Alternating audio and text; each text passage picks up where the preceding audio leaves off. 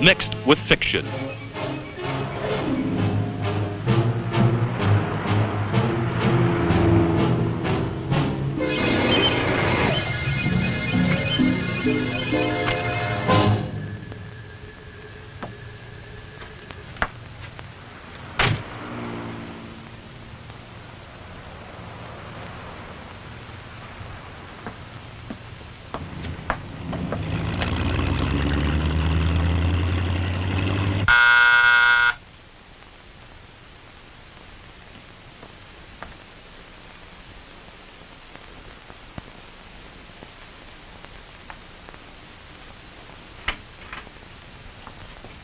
Good evening. Good evening. Good evening. Good evening, sir.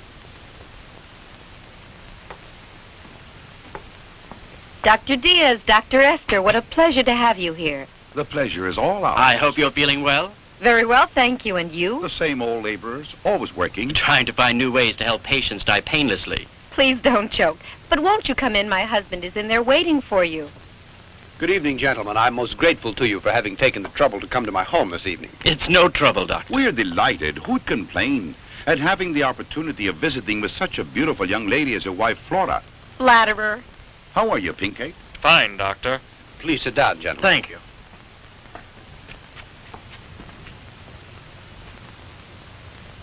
Dr. Diaz, Dr. Esther, I've taken the liberty of calling you here because I think it's time I revealed something very serious. Let's hear it, then.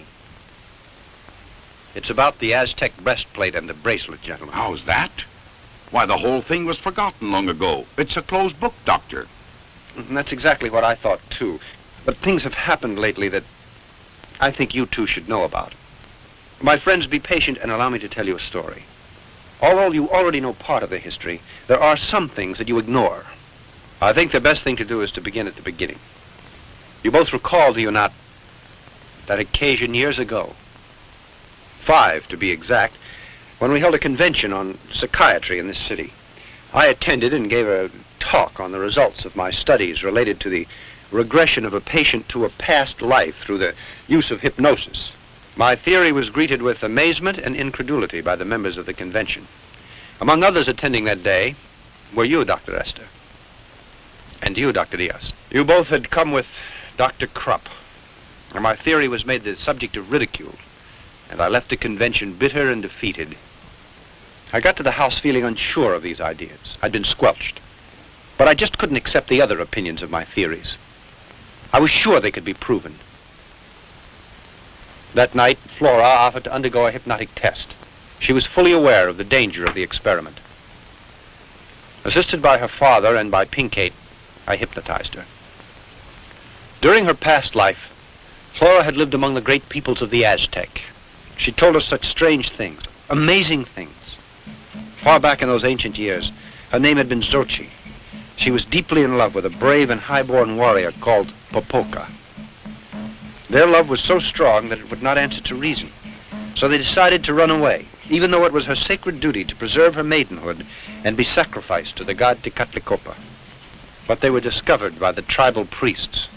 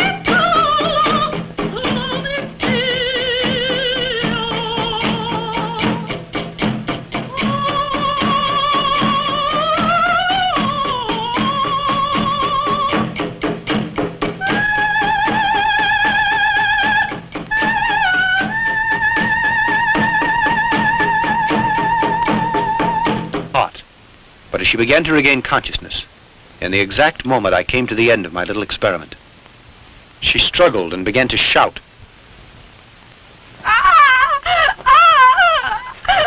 Flora had a terrible attack of some kind, and her blood pressure dropped to such an extent that we were afraid she might die. But a couple of weeks later, we discovered that Dr. Krupp, a man who had suddenly become a dangerous criminal in the underworld, had been there spying during my experiment.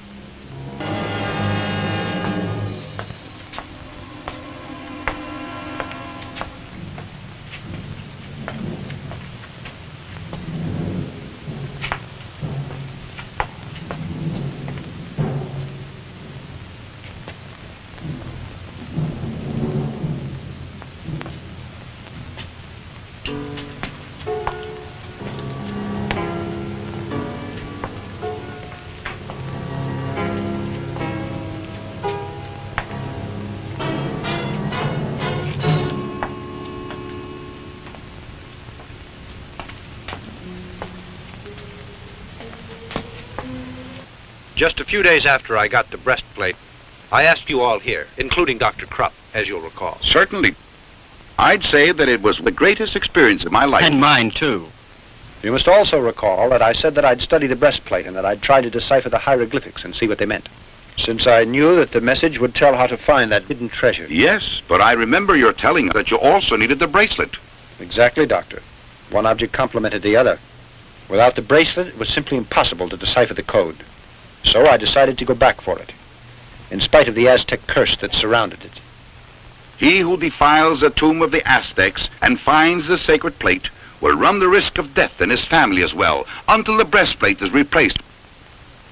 I depended upon the help of my father-in-law, and to be perfectly frank, I thought my time had come. If it hadn't been for my friends, I'd have been torn to pieces. It's incredible. A mummy comes back to life after hundreds of years in a sepulcher. Dr. Diaz, you have my word of honor that the story I have been telling is the truth. Popoca, as I told you, was punished because he loved young Xochi. His curse was to guard the priceless bracelet as well as the golden breastplate, to do so for all eternity. Under this terrible curse, his poor soul would never find repose. Continue, Edward. Well, the bat on many occasions tried to steal these objects that I had found. Time passed rapidly. I thought the whole business had been forgotten. But I found that the Aztec curse still followed us. One night, the mummy came to this house to get his treasure pieces. And he kidnapped Flora. Obviously, the mummy intended to make history repeat itself. He was going to cut out Flora's heart and offer it to the god Tecatlicopa. The three of us rushed to the pyramid to try to rescue Flora. And we stood transfixed for a moment at the scene we saw. The mummy was standing next to the stone. He was holding a knife high in his right hand. I jumped to the floor and luckily was able to hit the blade with the bullet. Back for him. In that very instant, a tremendous explosion shook the pyramid.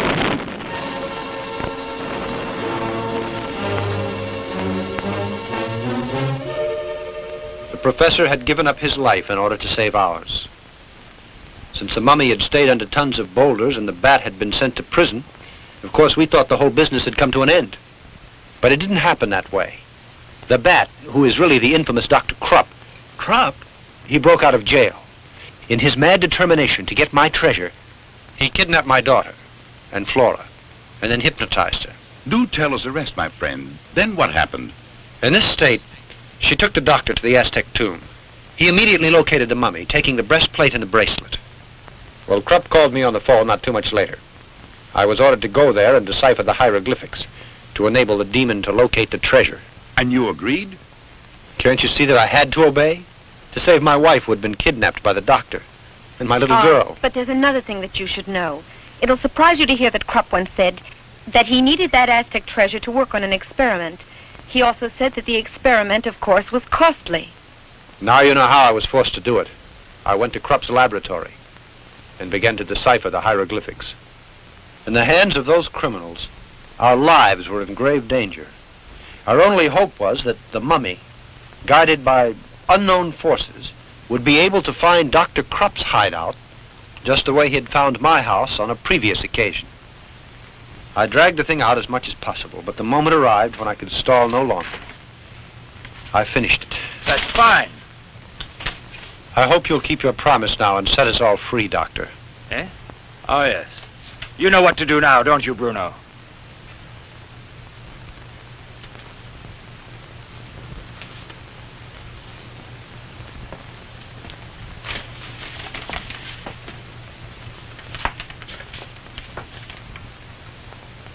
Just what are you going to do? Murder us? What do you think? You unscrupulous pig!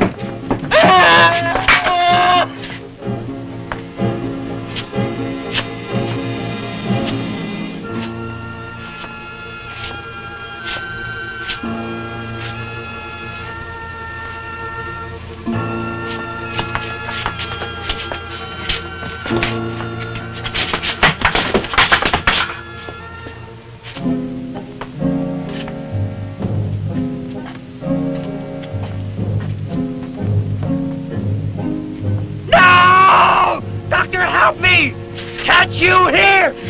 No! Help me! No! Please help me! Help me! He realized who the criminals were and settled accounts with them. Then when he saw the doctor trying to escape, he picked him up like a rag doll and threw him into a pit full of rattlers. Ah! Ah!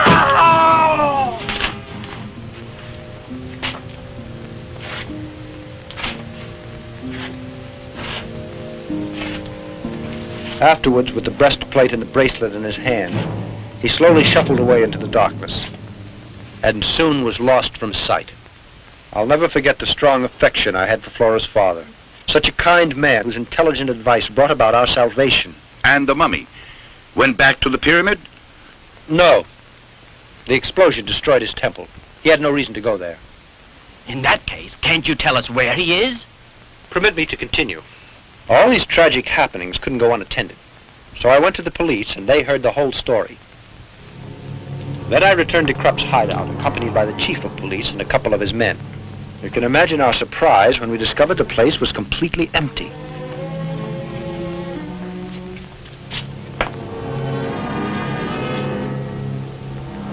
The laboratory had been dismantled, and the bodies of the criminals that the mummy had killed had also disappeared.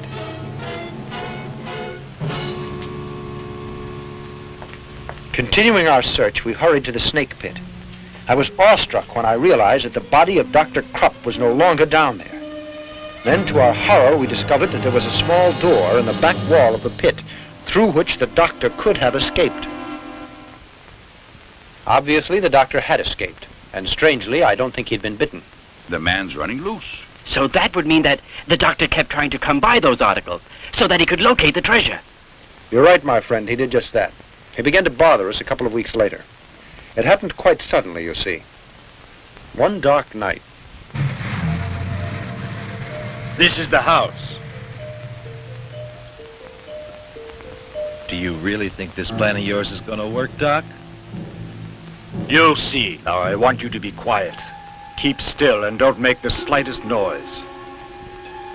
Flora, it is my wish that you come to my side. Flora, I command you to come to me. Flora, I command you to come to me.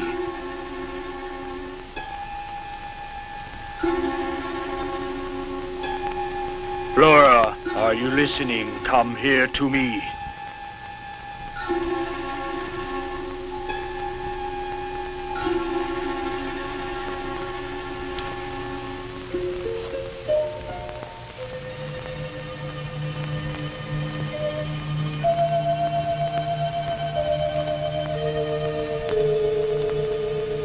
Flora, do not try to fight it. Come here.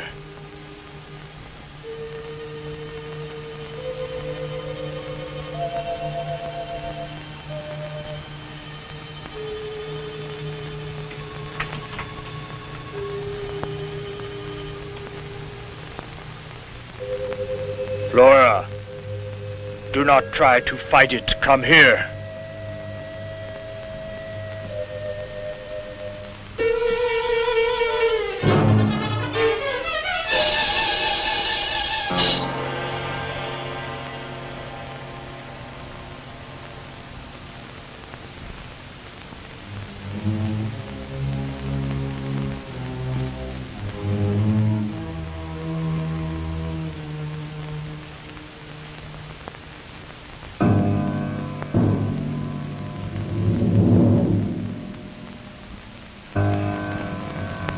Flora, are you listening? I command you to come to me.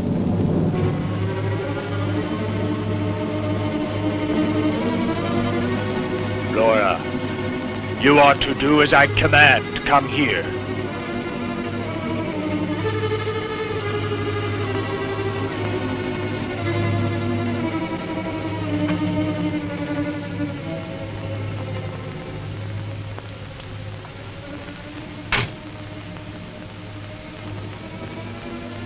You can hear the waves that are being sent out by that mummy, can you not? I know well that you're able to lead us to him. Yes, I can. Then tell us, where is Pepoka? In the ancient cemetery. Come with me.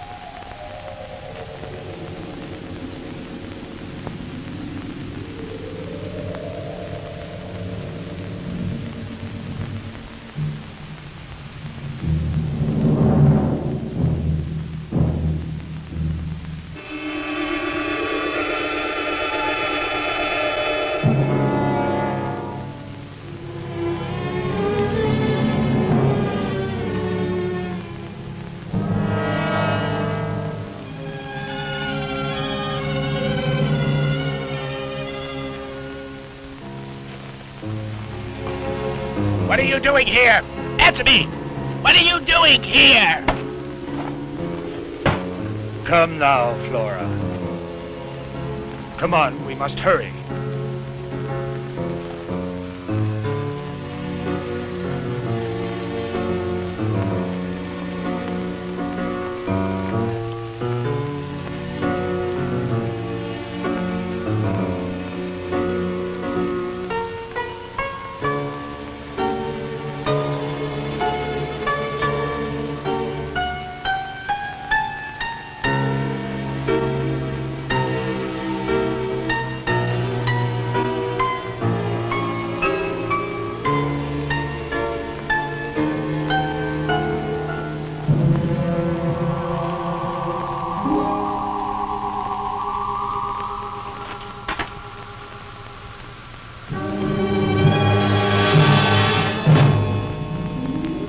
this the place?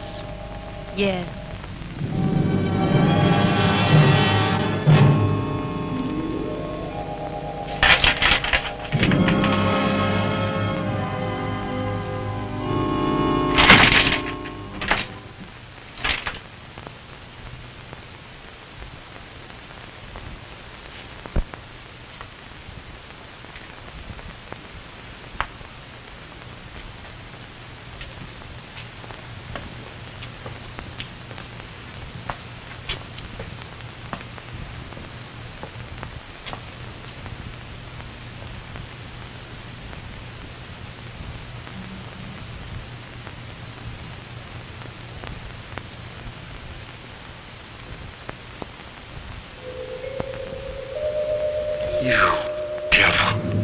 You stinking devil! Oh, I'd like to chop your rotten flesh to pieces. It'd certainly be great to do so, but you know it's not possible now. We're going to make my experiment, so we must wait. Wait. When I got so much hate eating down deep inside of my guts, you ain't got no idea what it is to live like this. Hiding myself from everyone and everything. Just because of that stinking monster. Calm down now. I promise you that he'll be destroyed. But give me time. Just a little time. It won't be too long before you can have your revenge. Let me get the breastplate first, the bracelet. So near to them, and yet so far because I can't touch them.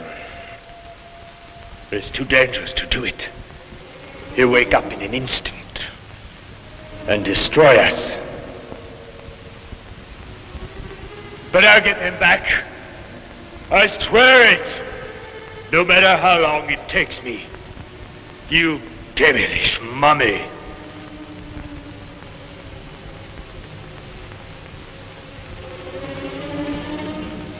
Come on, we better go now. We'll be needing a lot of time if the plan I have is going to work out. Anything you say. Come, Flora.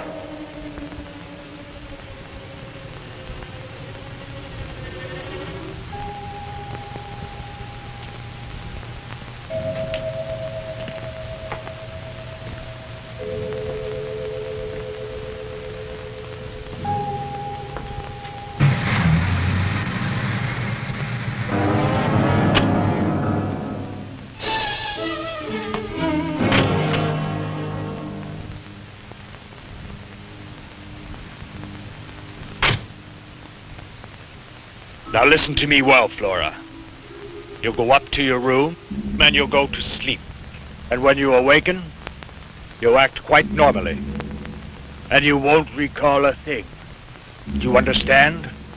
You won't recall a thing. Now walk. Go on. Go on.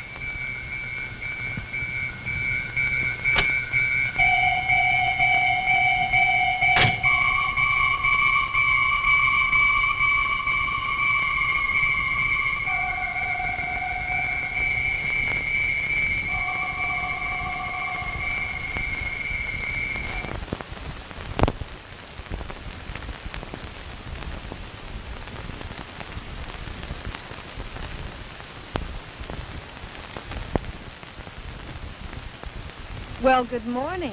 Good morning, sweetheart. You must have been very tired. We were waiting down here to have breakfast with you. We could both eat a horse. Bacon and eggs, like always? Nothing for me, Maria. I have a terrible headache, dear. What's that you've got on your gown? It's all dirty. That's funny. You've been down in the cellar. No, sweetheart. I don't know. But look at your slippers. They're all muddy. Now, come on. What have you been up to? Nothing. It's funny. These are new slippers. I just bought them. And now they're dirty. I think you went out last night. No. After I took my bath, I went to bed because I was tired. Yes, but you got up later on, didn't you? I did? No. Yes. Because I woke up a couple of times and you were not in bed. No, you're mistaken, darling. I assure you I didn't leave my bed for a second. You went out last night, honest, Mom. Come on, let's forget the whole thing for now, all right? Remember, she has a great imagination. Tell me, has your headache passed? No. I'm going to lie down for a while. Excuse me, please. You children go out and have your breakfast. Yes, Daddy. Come on, Piquet, I want to talk to you. Oh, boy, what a liar you are. You shut your big mouth. You're the liar. Piquet, I'm very worried. This attitude that we've observed in Flora is not normal. What's more, I'm afraid that the bat has something to do with this. Then you really think that child was telling the truth about it? And that her mother got up and went out? Yes. It's quite probable. But Flora insisted she didn't leave her bed for a second. Because she can't recall anything. When she got up last night, she was sleeping. I don't understand it. It seems impossible. I'll tell you what I think. She was hypnotized and could be under post-hypnotic suggestion. So it seems to me that the bat controls her from a distance. It's logical. This strange attitude with Flora indicated that unscrupulous villain Krupp made her leave the house during the night. But where did they go to? Can't you guess what he's trying to do? You certainly know what he's after. The breastplate. And besides that, the bracelet. Precisely, Pinkate. Then you think that she was made to go along with Krupp, and he wanted her to guide him to find the mummy. Exactly, and you and I must go there. I'm going to find out if that scoundrel stole those objects. But that'll be difficult. You can't investigate without any clues. Yes.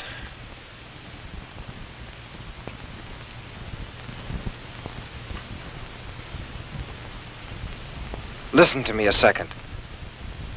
Suppose we took her slippers to the laboratory to have that mud analyzed. That could help us, don't you think? Yes, that might just be the solution. We'll take them, but I don't think she should find out. We'd better do it all in secret. Come on.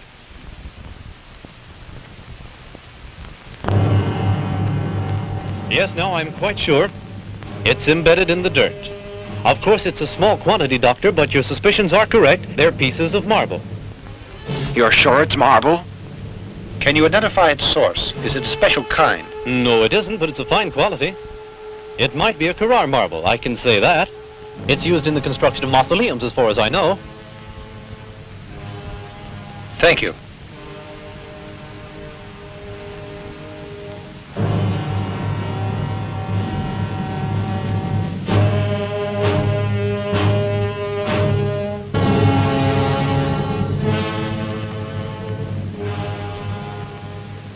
This is the last cemetery. We've seen all the others. If we don't find anything here, we'd better forget about it. Hello there! Good evening. Tell me, are you the watchman here? Yes, sir. Anything I can do for you? Oh, yes. We'd like to ask you a few questions. We'd like to know if you've seen anything strange the last few weeks or more recently. Anything very suspicious in or around the cemetery pertaining to one of the graves. Are you from the police? Yes, that's right, my friend, and we're after a very dangerous criminal whom we suspect has been hiding in one of the cemeteries around the city. Well, the fact is, something pretty doggone curious did happen. Just 2 nights ago, I was surprised to run into a young woman here wearing a kind of white robe. She seemed to be asleep, and 2 men entered the grounds with her. And when I asked them who they were, one of the guys slugged me, and they left me out cold here on the ground. Then we'll be taking a look around the grounds. You can do anything you want. Anything you want. You see, I was right. At last we're on the trail. Now the tough part is yet to come, because we've got to walk around till we find the mummy. Look, we'd better separate now. Go that way, Pinkate. I'll go over there. Go on.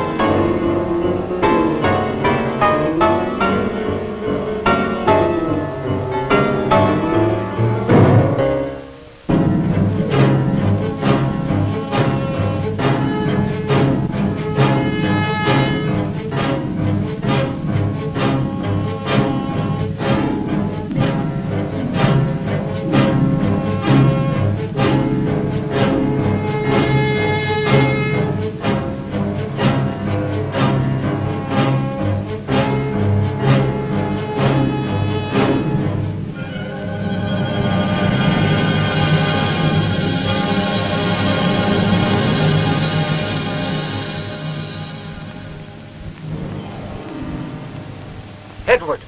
Edward, come here!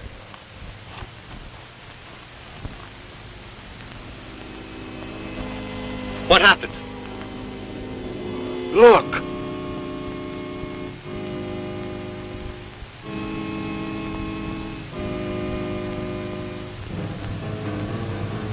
Come on.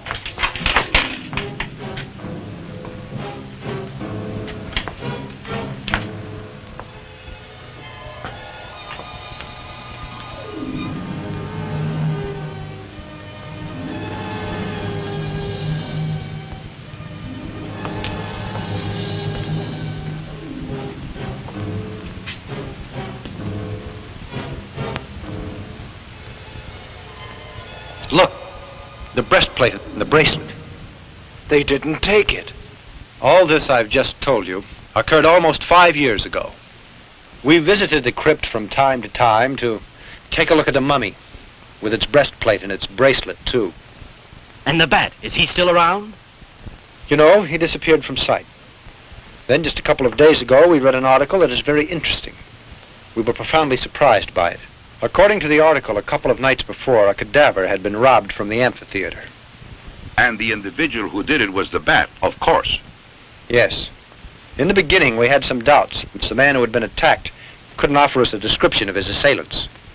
But later on, our suspicions were confirmed. Yesterday, there was a burglary in the Radiology Institute.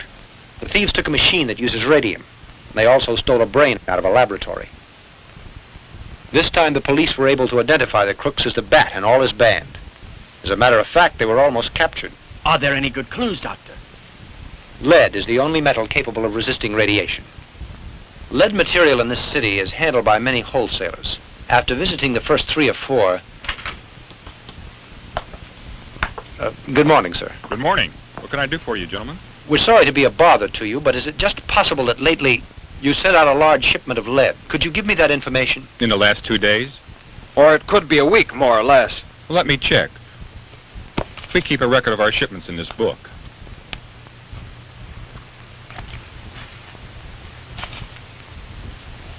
Yes, here it is. Exactly 5 days ago, we made delivery of 20 plates of lead shielding 4 inches in width to number 22 Shade Street. Many thanks. You're welcome. After investigating for days, at last we got the address. I think that Bat had made his hideout there, or his laboratory. Well, I don't see why this thieving Dr. Krupp would go to the effort of stealing radium, a complete human brain, and also the body of some man. Do you recall that the Bat once told Flora that he was working on a new experiment? I think that is the explanation. It's possible. But there's no doubt that Dr. Krupp and his criminals are planning to cause trouble. Certainly, that's also my opinion. Now, I'll tell you why I called you here tonight, gentlemen, because you both are scientists, and you'll be able to combat the situation. Just in case we end up being murdered. You mean to say you two are thinking of going there without taking the police along? Yes, because you see, we're still not sure that that's the Bat's laboratory. And the police still don't have much faith in us because of what happened before. Flora, in case we're not back here at the house by 3 in the morning, I'm leaving it up to you to call the police. Edward!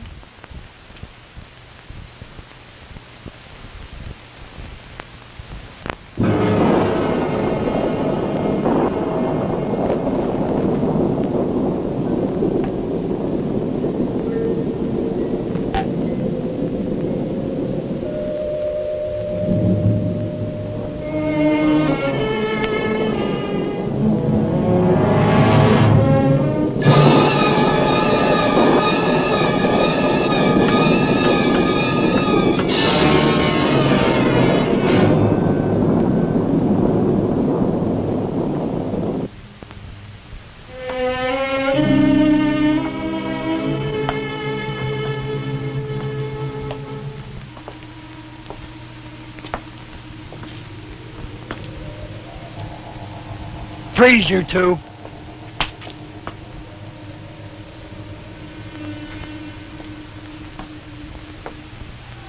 Dr. Armada. What a pleasant surprise. Bruno? A souvenir of the mummy. The boss is going to be very happy to say hello to you two again. Come along.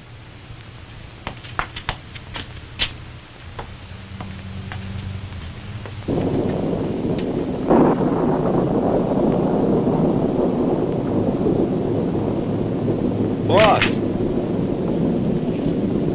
Look what I found out in front. Dr. Amada and his shadow. This is a pleasant surprise, gentlemen. After such a long time, I come face to face with such good friends. Exactly where did you find them? Out in the shop there, looking around. I offer you my congratulations, because you are magnificent detectives. Did anyone else come with them? Nobody else. I saw them when they drew up in the automobile, alone. Bruno, aren't you going to attend our guests the way they deserve? Go fetch chairs for the gentlemen. Sure, right away. Tell me, how's your beautiful and charming wife, Dr. Amada? I learned about your marriage, and I admit it's a bit late to say it, but receive my congratulations. And Pinky, how are you these days? Are you still the champion of right? There's no doubt about it, and I'm glad. Come over here.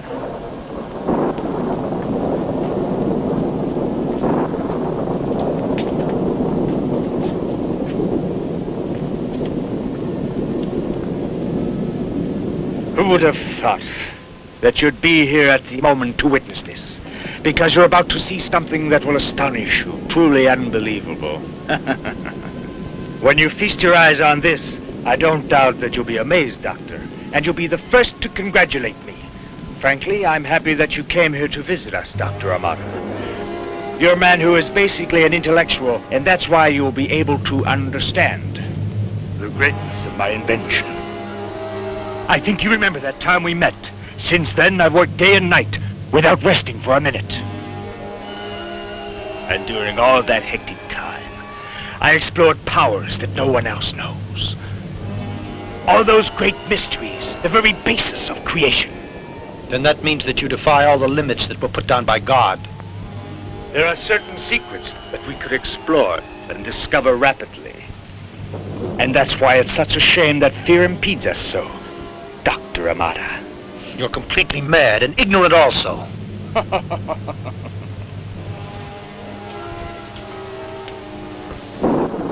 Don't you respect research at all? Don't you want to learn to know why a body functions? I do. And at last I found the cause. Take a look at this heart that's beating. It lives. It lives and pulsates because I gave it life. And if I can give life to inert material, why can't I give it to the bodies that are damned to death and decay? No one can possibly imagine how I worked. When I dug in the mud with these hands and entered tombs, I tortured many animals with pleasure to find the answers to man's existence. You're insane, do you know? I decided to create a man. A breathing body. A real man. And I have made that dream come true. There you have the greatest creation of man's intelligence. A human robot, Doctor.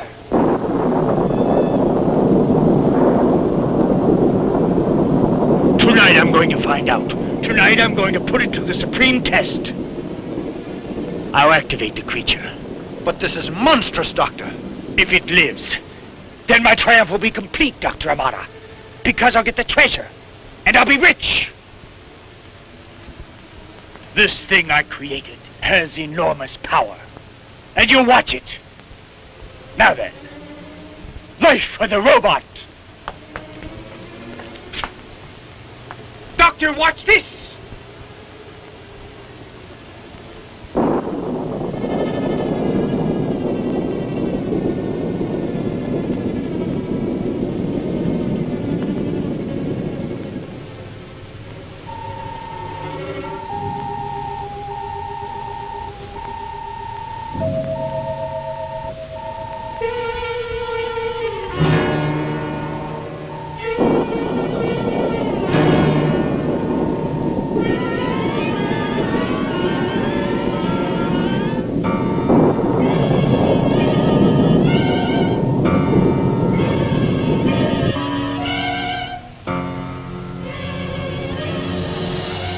2:30 already.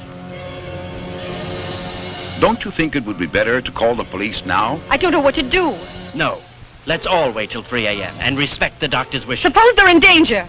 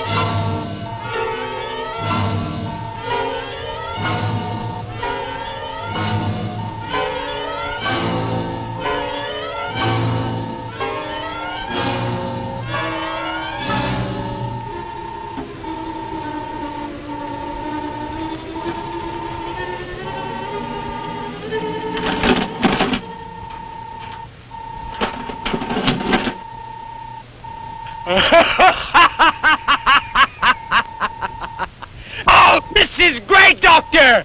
The greatest invention!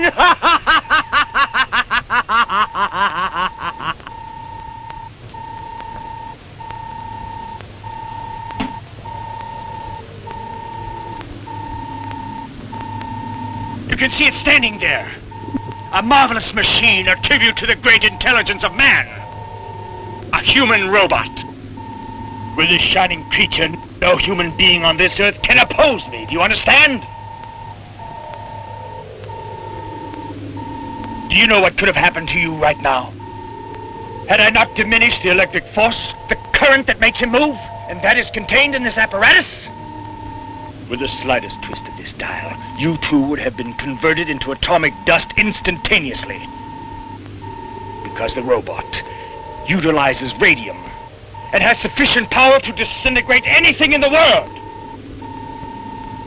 Tonight, it meets the mummy. Bruno, prepare the special plates. The lead will shield my truck. Hurry, time is flying. Tonight, my robot has to make a visit, you know, in a certain cemetery. What time is it? 10 minutes to 3. I told you there's no time to lose, Bruno. Hurry, get going!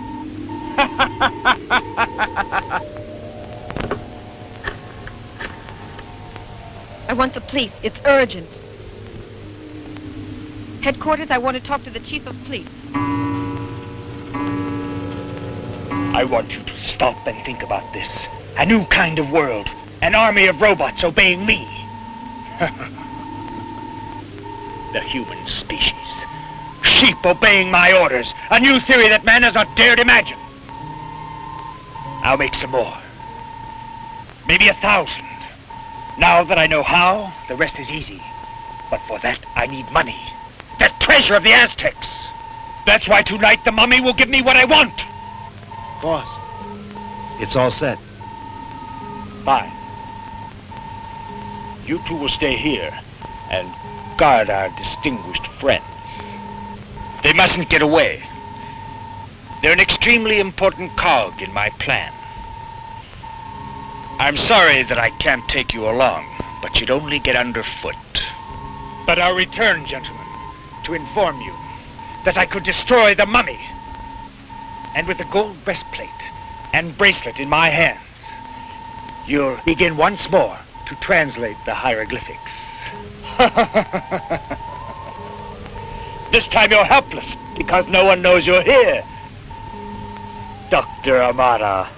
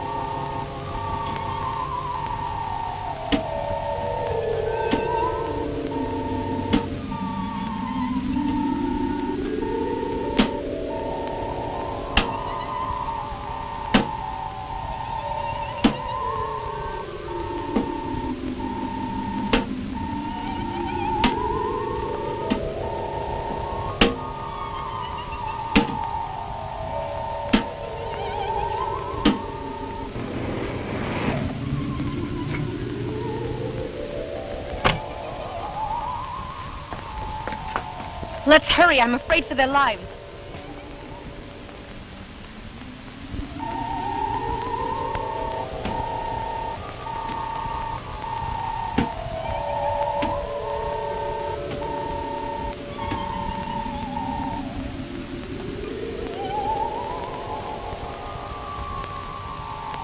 Come on, get up! Come on, let's go! Come on! Lock it! Come on, get it! Give me that gun! Come on!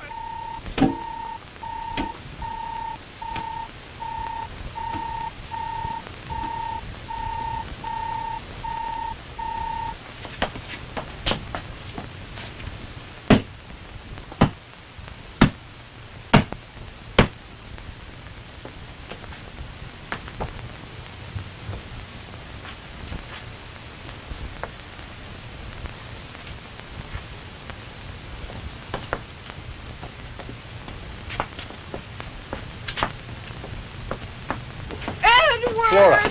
What happened here? Chief, you can arrest those 2 men there in the other room. Come on. Dr. the Bat has gone to the tomb where the mummy is. Let's hurry. There's no time to lose.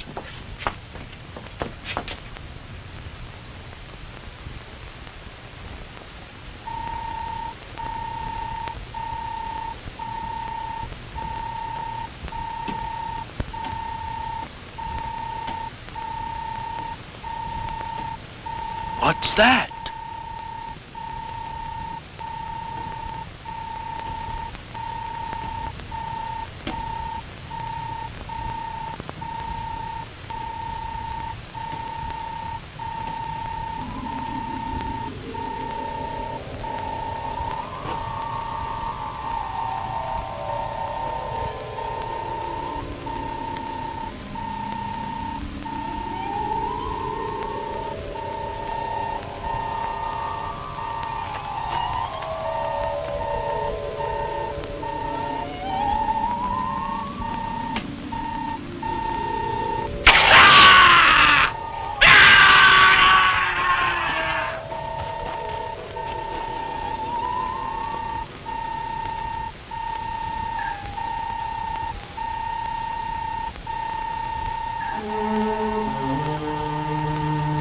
Hurry, Bruno!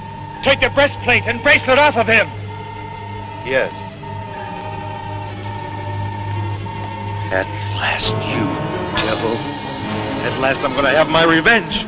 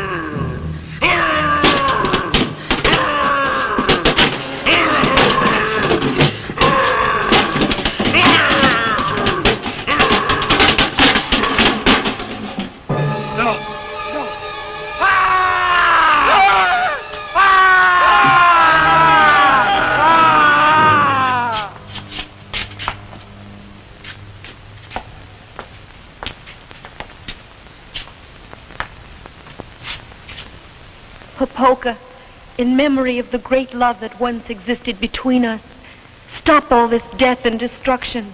Take these objects that are yours to guard and go back to the grave of our ancestors, where we should never have interrupted your eternal sleep.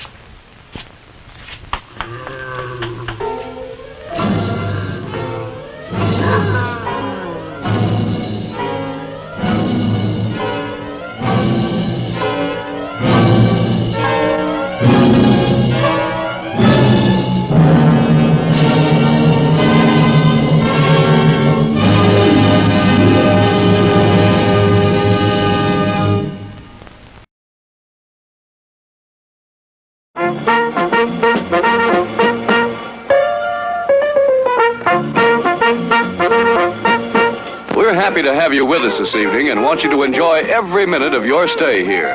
And while you relax and stretch, visit our concession where you'll find something to please you. There are ice-cold drinks, delicious sandwiches, ice cream, coffee and snacks, and many other pleasing treats. Our foods are fresh and tasty, our drinks satisfying and refreshing. They're so good. 136 yes, 135, stand by, 134 is, yes sir. 65, 42 Wickham, Adam, 19035, 42210.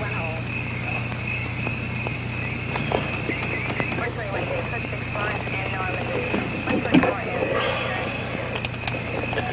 This is Coulter. Give me a time check, please. 40110, Dan. 40111, 40112, 40113. Okay, I got it. 10-4.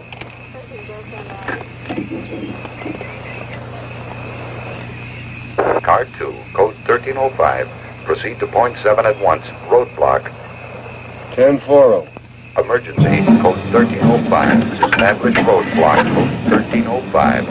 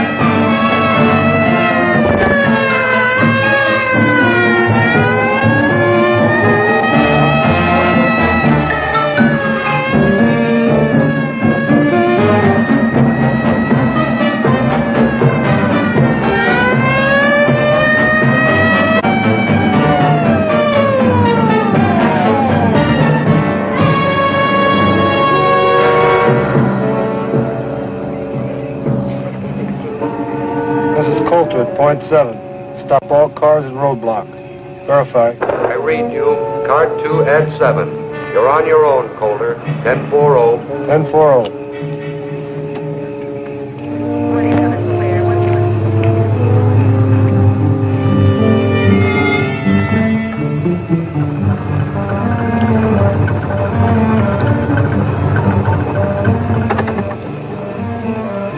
Pull over to the side of the road and turn out your lights. What's wrong, Deputy? Just pull over to the side of the road. How long we going to be held up? Pull it over.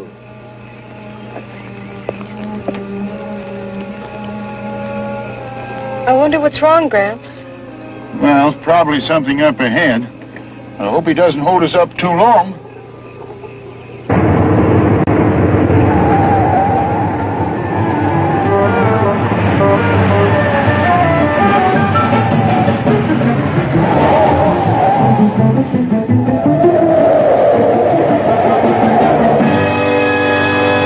If you leave that crazy car in the middle of the road, you're going to get it banged out. You're driving too fast, aren't you, lady? Wake up, Joe. I think our luck's run out. I'm not sleeping, baby. I'm just too much of a coward to keep my eyes open when you're driving. Dig? You know, you're going to lose your license. Lady, just pull your car over there and turn out your lights. And both of you stay in it. Hey, you! Get the flares out of my car and light them. They're in back of the front seat. Put one over there. And one down there. And turn out my lights.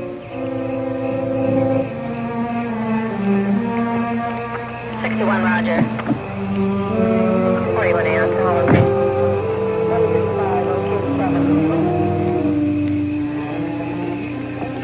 Can we go now, Gramps? No, not yet, honey. I don't know what's on his mind, but he told us to wait here, so there's nothing to do but wait.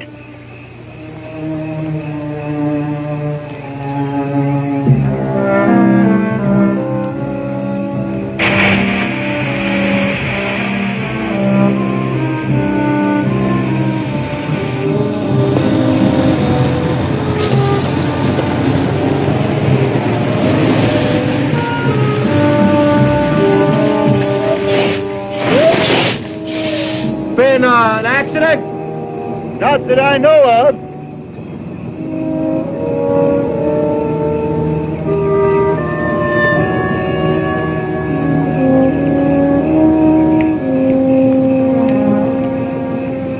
Some kind of roadblock? I don't know. The deputy stopped us. Told me put these flares out. Pull your truck behind the pickup. Hear me? Move your truck behind the pickup. Better do like the man says. Okay.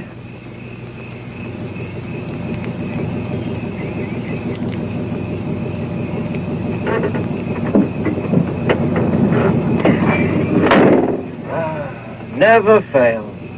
I got a date with a beautiful redhead in Sacramento, and I get held up on a road by some Mickey Mouse cop. No wonder I'm having trouble getting married.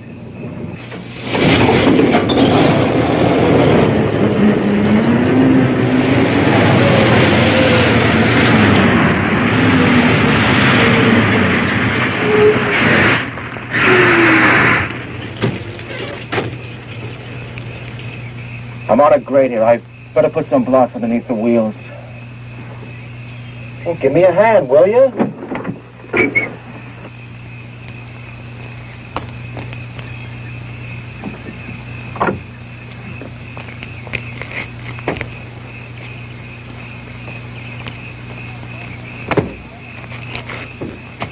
You were across the middle of the road and coming around the turn. I was only going 65 miles an hour. That's the speed limit. Lady, the law reads 65 miles an hour within the limits of safety. You were overdriving. But it's 4 in the morning. You were overdriving. These curves are dangerous day or night. Forget it. Don't argue. Now, what'd you do with my cigarette? What's the trouble here, huh? This is a roadblock. No cars that proceed beyond this point in either direction. How long, Pops? Until I'm instructed to remove the roadblock. Well, now, isn't that considerate? Look, baby, don't let it bug you now. It isn't going to last forever. Look, I like it here. Well, then we got it made. Oh, look, you got it made. You won the money, and I won this kooky traffic ticket.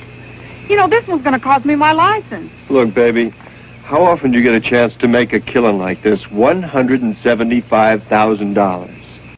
I don't let this badge-happy cat bug you. I'll buy your ticket back. Look, I'll even buy you his badge. I put those flares where you said. All units. Confirming 1305. It's a button-up. It's a button-up. Confirming 1305. Coulter at .7. I read you. At 1305. Repeat, at 1305. 1040. I think someone's coming now, Sam. Can you make out who it is? It's a police officer. Guess there's been some kind of accident. Officer, is there an accident? Is that what the flares are for? Pull your car behind that convertible, please. Yes, sir. Any idea how long we'll be delayed? Nope, just pull your car over there. I hope it's not too long. Pull your car over there. Turn out your lights and come up and join the group. Sure.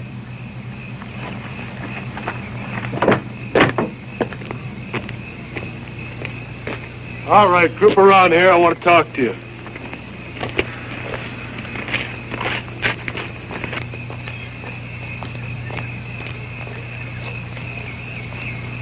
I'm Dan Coulter, Deputy Sheriff in Del Oro County.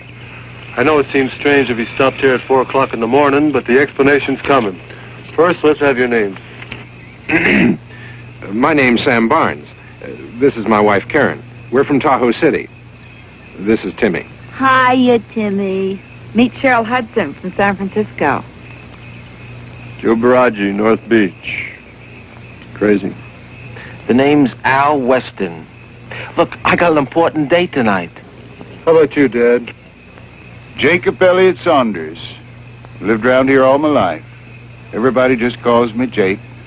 I wish you'd tell us what this is all about. I'm anxious to leave. Did we miss that plane after all the trouble we had getting reservations? All right, folks, there's one thing more. It may become necessary for me to... Just a minute, Jake.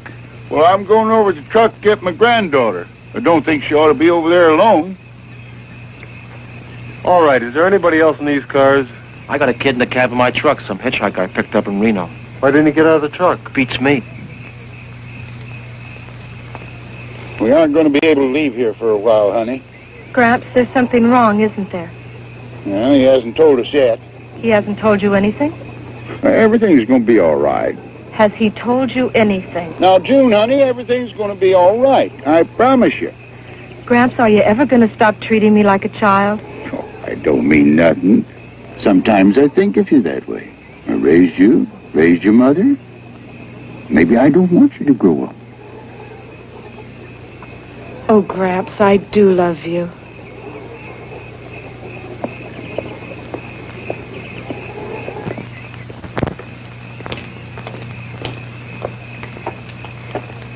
Hey, you're in the cab. Come on down out of there. The lady!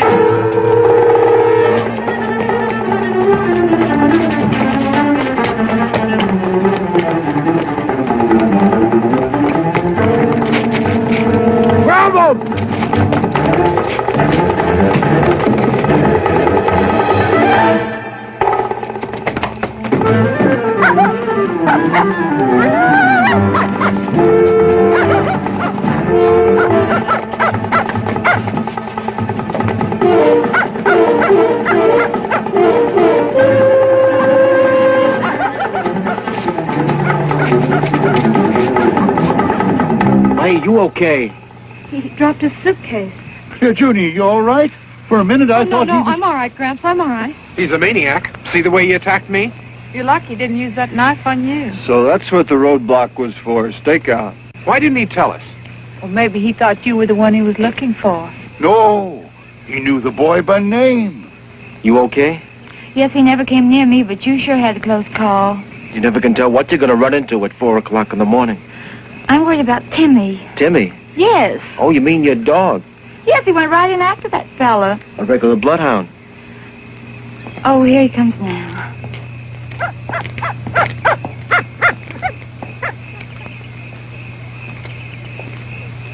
Well, I guess that's that. Come on, Karen, we can go. Yeah, I guess you can. Coming, Sam. Have a nice trip. Thank you, and you be careful who you pick up next time.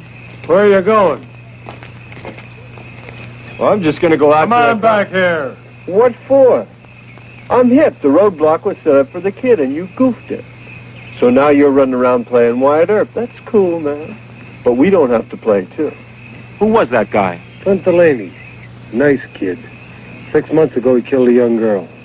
I remember reading about that. He stabbed that Ramsey girl to death.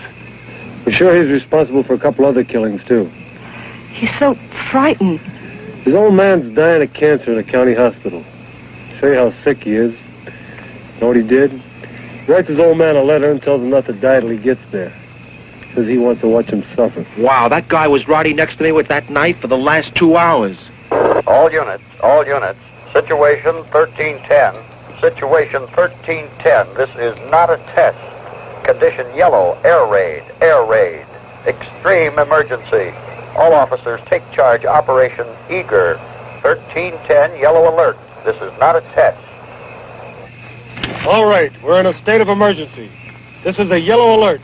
An air raid warning. We're being attacked. We can't be. I tell you, we're being attacked. How do you know? The man didn't say anything about being attacked. Don't you understand what a yellow alert is? Well, what is it? It means we're in a state of emergency. But still don't I tell you, we're under attack.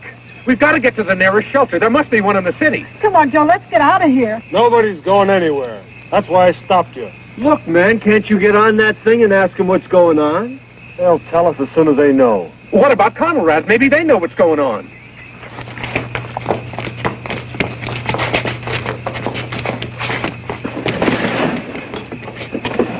What's the matter? Can't you find it? Wait a minute, what are you doing? Oh, it's right over here near 640.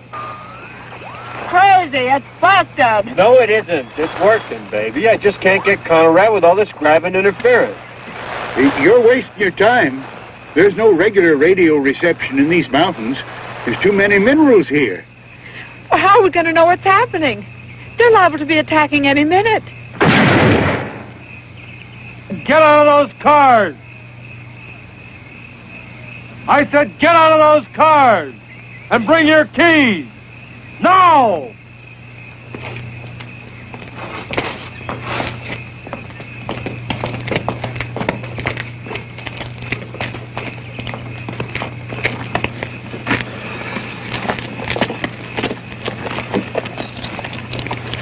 The radios are no good on this ridge. Only contact is the receiver in my car. All units, situation 1310, condition red, evacuation. Evacuation operation scatter. This is not a test. 1310, situation red. All highways out of population centers to be cleared for evacuation operation scatter. All officers have full authority to deal with local problems. Did you hear that? They're evacuating the city. That's right. That's why I stopped you. And you're going to stay here. Every road from every population center is going to be jammed with thousands of automobiles, cars, trucks, buses. Every road jammed. Wow, baby, do you realize if we'd have kept going, we'd have ran smack into that grabbing mess? And to stop you from adding to the congestion, my orders are to keep you here. I can just see what's going on down there. God help the Sunday drivers. Imagine the panic, all of them trying to run. What if someone stalls? As soon as somebody stalls, about 15 cats are going to get out of their cars and they're just going to push them right off the road, man. But in the meantime, the roads will be backed up for miles. This means we're not going to get to Mexico City. This is on a level. Won't be very long before there'll be things flying around a little bit more important than a plane to Mexico City. I just can't believe it. Well, you better believe it. How about that? I could have been driving along the highway and bam, the end of the world. Well, at least I've got some company here. The end of the world? Could be. It doesn't seem possible. That's because people have been talking about it for so long. What are we going to do? I'll tell you what you're going to do. You're going to take it easy and proceed according to plans. Plans? You got it all worked out, Pops? It's all worked out. You got it worked out for a situation like this? 8 people on a mountain road? That's right. What do you got in the back of your heap, man? A collapsible bomb shelter? Attention all control points, all military, all civil defense units. Operation Scatter must not slow down. Traffic stoppages on River Freeway must be cleared. Execute severest measures to control hysteria and keep traffic flowing. Martial law, emphasize martial law. Sam, I want to go home. I don't want to stay here. Let's get in the Just car. heard the radio. Every road is jammed. Where you gonna go? I don't know, but I'm going to go someplace. Crazy, man. You know, I'll bet the cats are still rolling dice up the state line. How can you talk like that? We're being attacked. The whole country could be destroyed in the next few hours, and all you can do is talk about dice. This thing is on the level. What do you want me to do? Go out and fight the war myself? All right, that's enough. I'm warning all of you. If I have to use force to keep order here, I will. You're not helping matters any by arguing. Isn't the Dalton grade up ahead? That's right. It's just up the road. We're 35 miles from the city.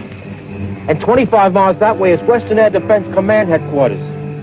And 15 that way is Ramco. Ramco? A missile fuel refinery. But we're in a prime target area. One bomb would... You know what I think? I think you and you and you and me are sitting ducks on ground zero. Do you mean we're sitting on a target? Right smack in the bullseye. Well, let's get out of here. What are you keeping us for if this is ground zero? Where are you going to go? We're safer here than we would be in a city. Lucky I stopped you. Any idea what it's like back there? People get pretty panicky. I bet they're scratching and fighting their way out. There's a plan to control it. For a man, you talk pretty loud. Joe, where'd I put that fifth? Wait a minute. There's no drinking here.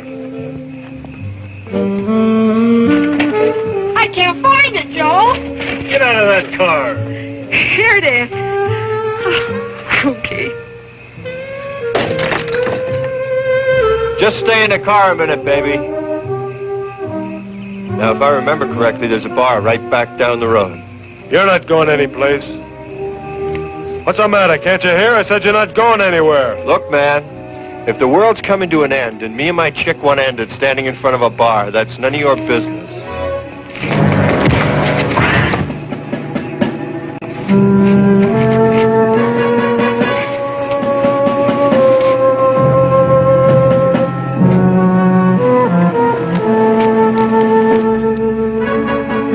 I told you before, and I mean it.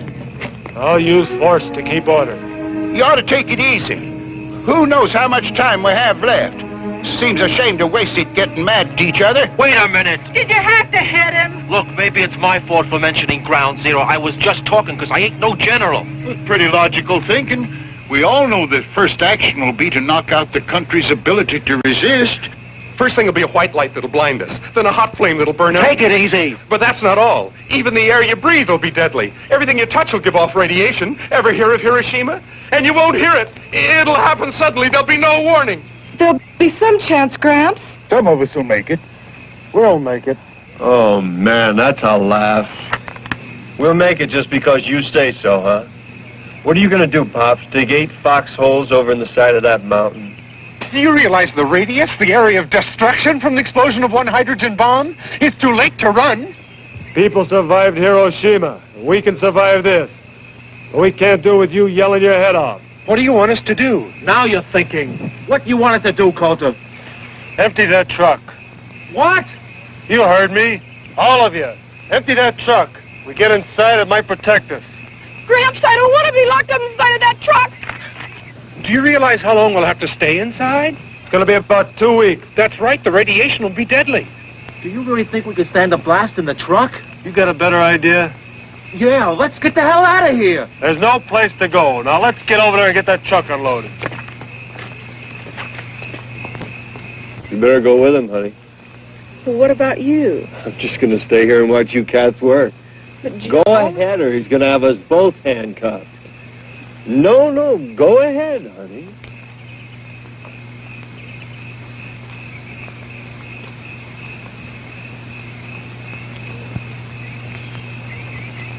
What's the matter? Well, what am I going to do with the stuff inside? It's worth a lot of money. So what?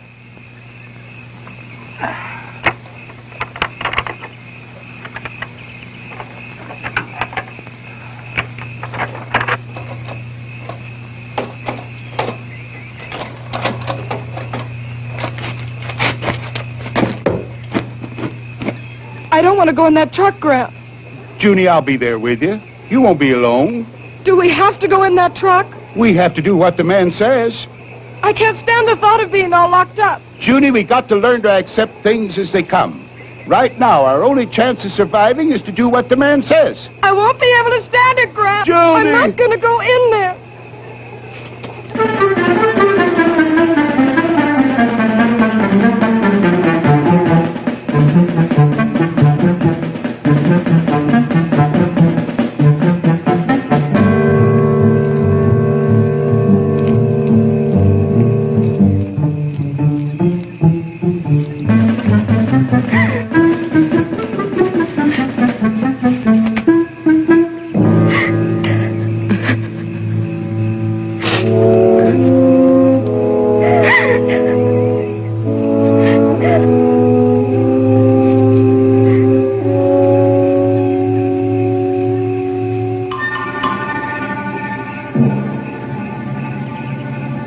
Hello? Hello. How are you? I'm all right. I need my suitcase. I can't leave without my suitcase. Scared? Maybe. A little. Well, don't try to run away. I want to talk to you. Your face is all scratched. Does it hurt? No, it doesn't hurt. Where's my suitcase? Do you know what's happening? We're being attacked.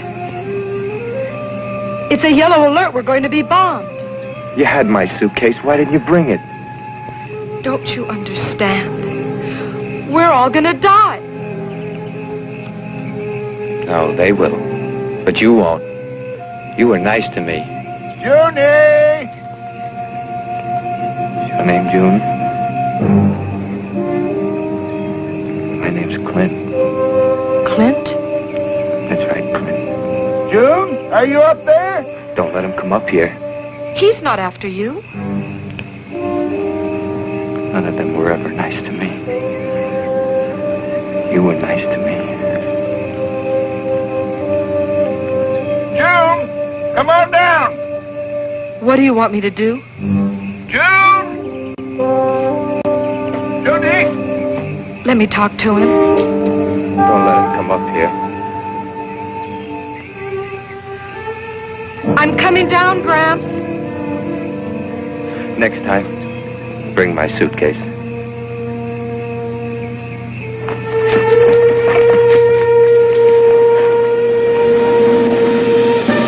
Junie! Where are you?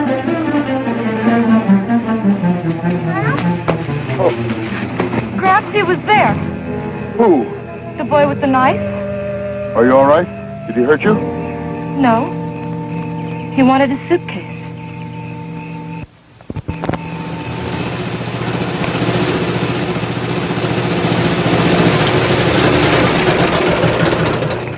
This is an emergency.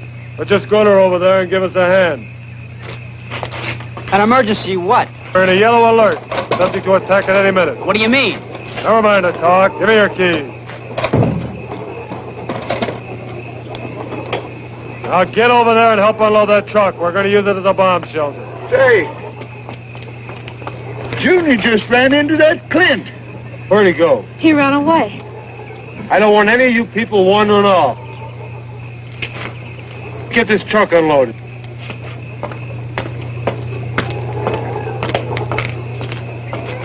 Who's attacking us? I don't know, but the warning's been coming over his radio. That means nuclear warfare. Are they sure it's coming here? Yes, they're sure. They're evacuating the city. Oh, God.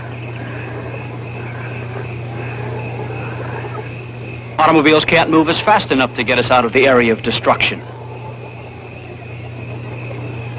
There's no place to run. No place. That truck is supposed to protect us from the blast? Well, he thinks so.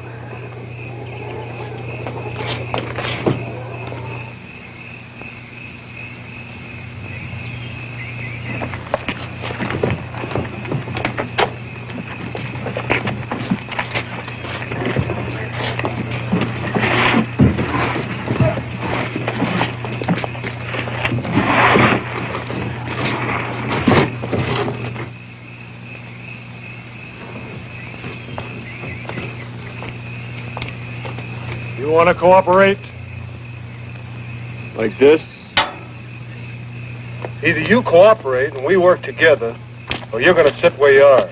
Joe, don't fight with him. Honey, I don't want to be alone. Do what he says. Well, how's it going to be? Yeah. Go ahead.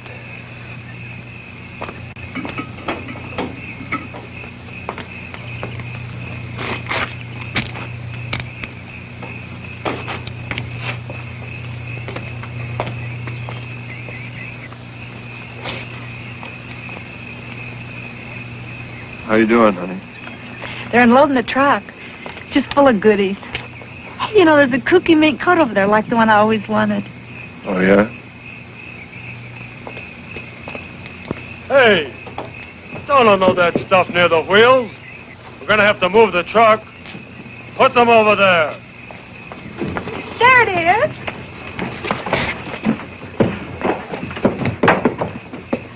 See, Joe? Wasn't I right? You ought to be careful. Look what you did. Who's going to take inventory? Well, you've got a lot of valuable merchandise in this truck. Sam, please don't just stand there.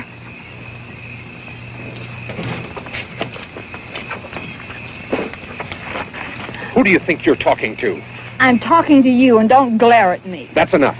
No, it isn't. Shut up! Why don't you pitch in? You'd be surprised how much better you felt if you were busy.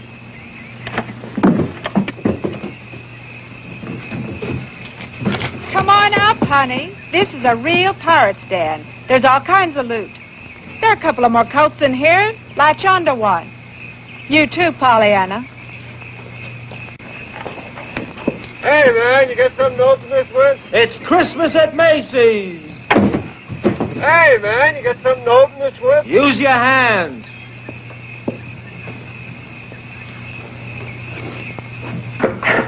I bought a mink coat for you. Are you sure to fit? Like a glove.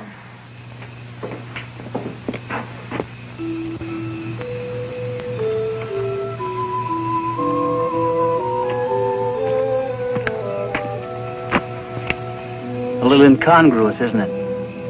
A symbol of the joyous celebration of the Savior of man. I was looking forward to such a happy Christmas this year.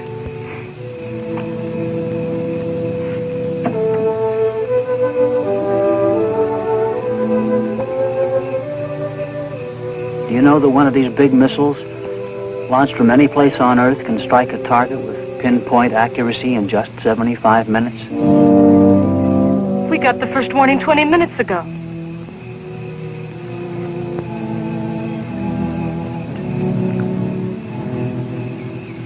God rest ye merry, gentlemen. Money means nothing when you're really interested. But we've only met, Mr. Weston. Call me Al. All right, Al. What do you want? A diamond tiara. Okay, here's a diamond tiara for you, Princess. What else do you want? How about some caviar? Sure, there's a case around here somewhere. Caviar. Here we go. Imported, the real thing.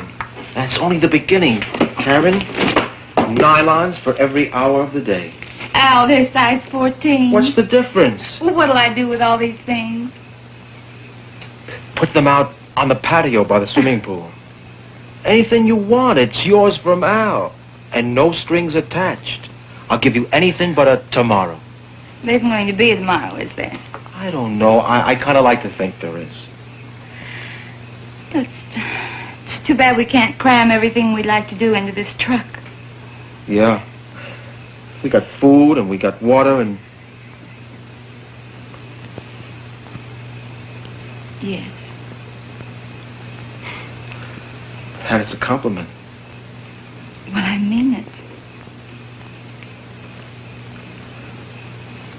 This truck ought to be pretty interesting for the next 14 days. Yes.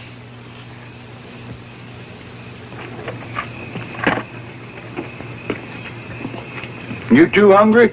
There's some food over here. Pete, how about giving me a hand? 100 proof bourbon.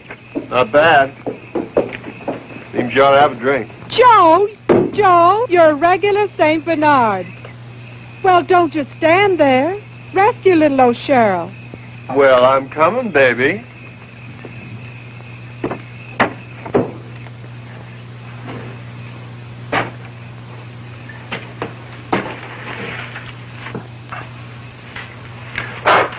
Crazy.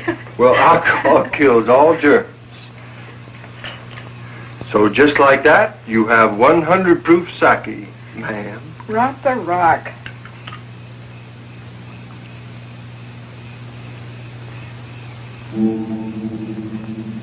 I'm scared, Joe. I'm scared. How about that, Jazz? 175,000 bucks. Isn't that frost you? For the first time, we got independence. No more scamming and hustling, dig? This is it, baby. A free ride to any place we want to go. Joe, what's going to happen? Nothing's gonna happen. I don't want to die. You're not gonna die. We're gonna get out of this. No, we're not. Didn't I tell you I had a cool feeling? Everything was going to be groovy when I started the game. Well, everything's worked out up till now, hasn't it? This is different, Joe. No, it's not. The odds are longer, yeah. But this is a pretty big patch of ground. And I got a good feeling everything's going to be all right. I want to believe you. You gotta believe me, baby. I do, Joe. I do. I do.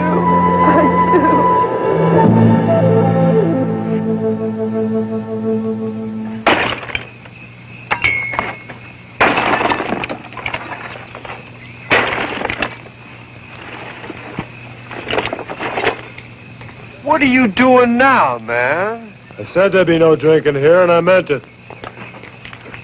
We're not going to have any drunks around here. Now let's get that truck unloaded. We haven't got all night.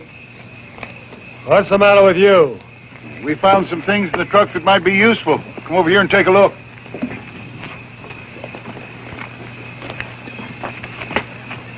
Yeah. Anything else? Yes, there's some cases of food.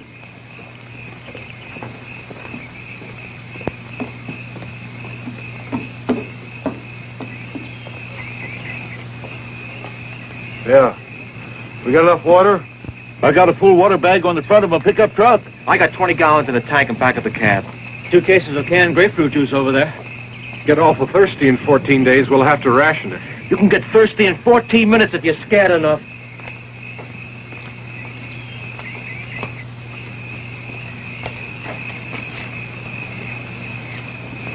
What's happening, Pop? We don't want to be litterbug. Your kid. Oh, we want to keep it clean for the...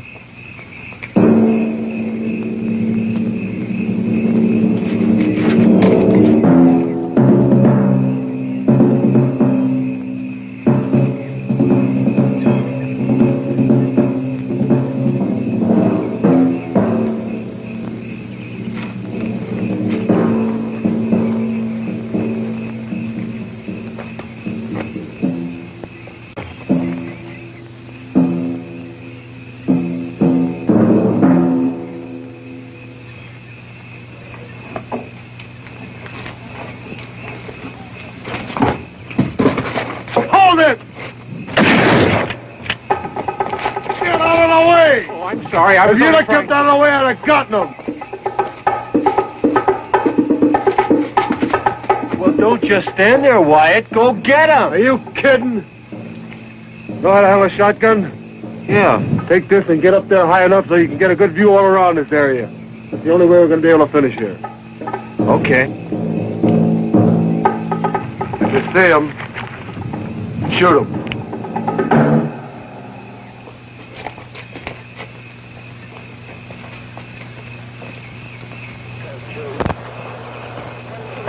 Fire units, all fire units, halt. Hey, Coulter! There's something coming over on your radio! Units 19, 20, 35, 126, and 163 to rail marshalling yard. All fire units, all fire units. Officers, shoot all looters. Shoot all looters. What's going on? Can't make it all out. There's a fire and there's looting. All units. If they were to hit the city from here, could we hear it? Could we see it? Take it easy. Oh, it won't happen. I don't believe it. Junie, where did I put the book? Behind the seat on your side. Can I get it for you, Grant? No, I'll get it myself.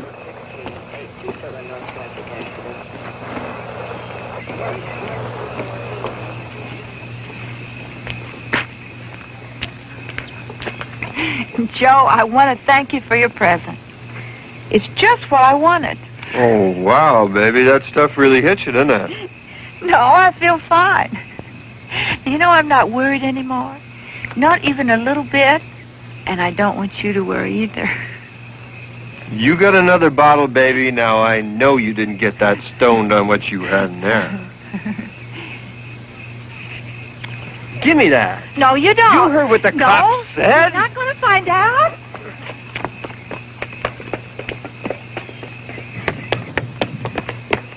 She's still drinking. Well, why shouldn't she if it makes it any easier? He said there was to be no more drinking. She's not hurting anybody. She's jeopardizing every one of us. We're going to be penned up in this truck for 2 weeks. And I don't like the idea of spending 14 days with an alcoholic woman. Have you figured out where you're going to move the truck? Yeah. Well, just between you and me, do you think it's going to do any good? What do you mean? You know if we're within 200 miles of ground zero, it's no use. People survived Hiroshima and they didn't have any warning. Well, that was an old-fashioned atomic bomb.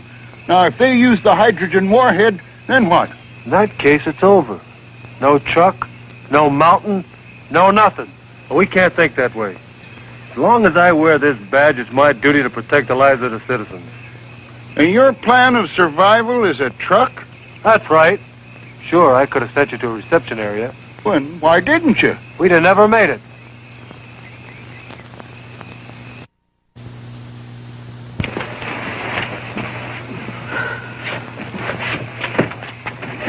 Honey? Come here.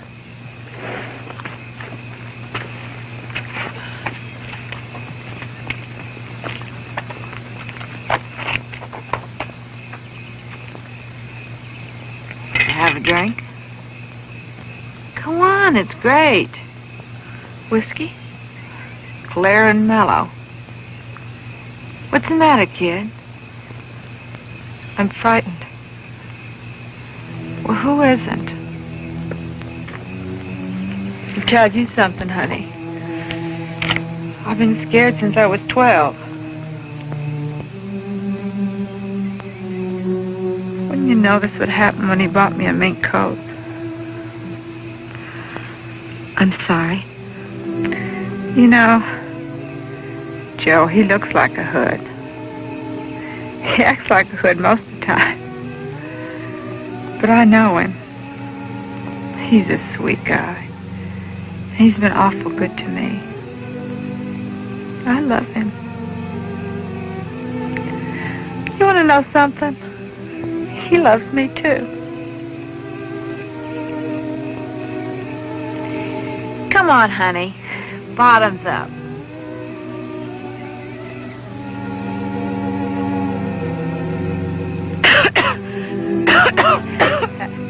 That's a girl. It may not be the best tasting stuff, but it'll sure make you feel better.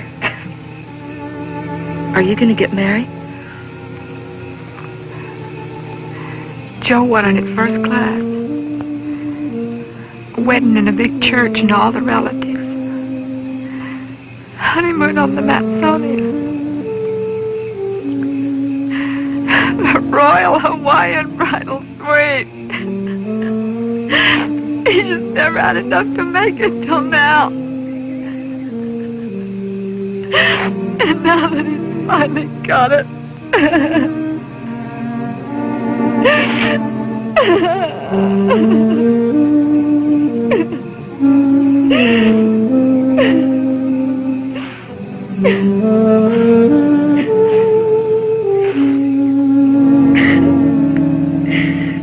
You talk pretty weepy for a girl. Here's to love. It's the greatest.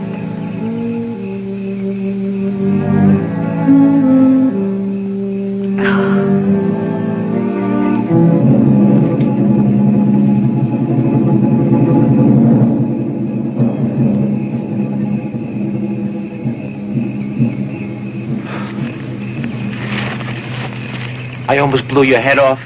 Oh, I'm sorry. I should have given you some warning. You're lucky I'm not trigger happy. The truck loaded and ready to move? I don't know, Al.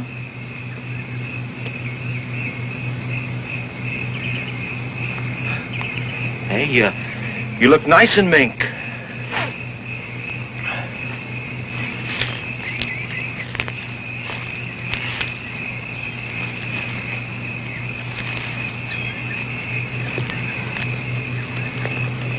Peaceful up here. Sure. That's why I got the shotgun. Al, would you really shoot him?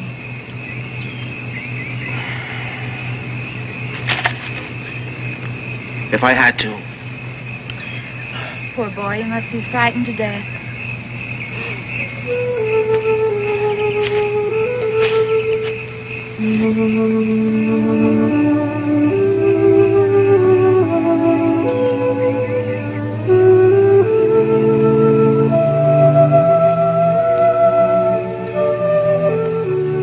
Put your arms around me. You know what you're doing? I think I do. You dames, you're all alike.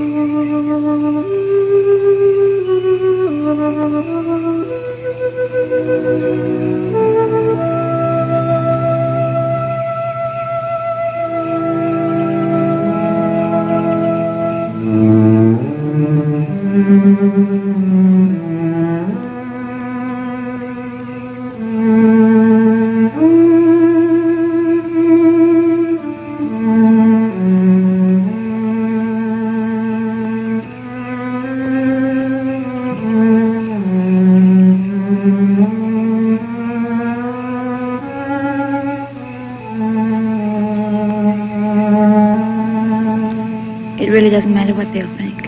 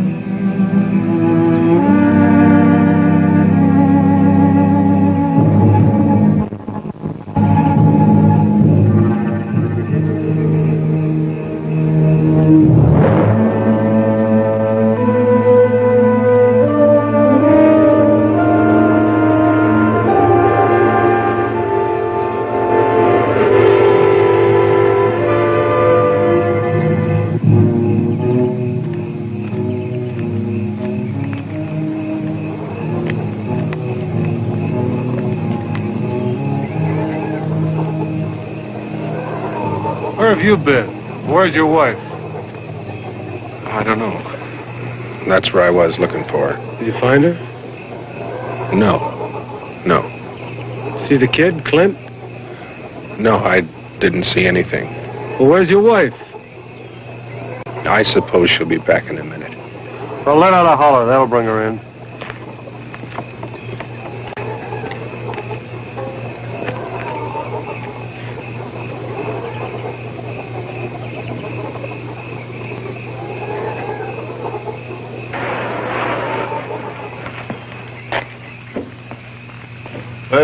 That does it. We got everything in the truck. Okay. We're going to move the truck about a quarter of a mile up the road. Some of you can ride in the back of the truck. The rest of you can ride with me. I'll bring my car so I can keep in contact with county. All right, let's go. Go get the driver. What are you waiting for? He's got to drive the truck. It's going.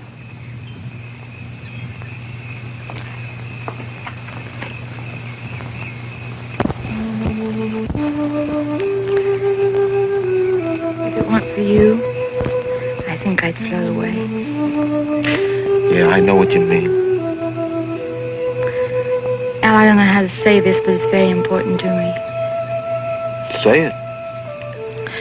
Well, you said you appreciated honesty. I don't want you to become angry. Well, it's important for me to know how you feel.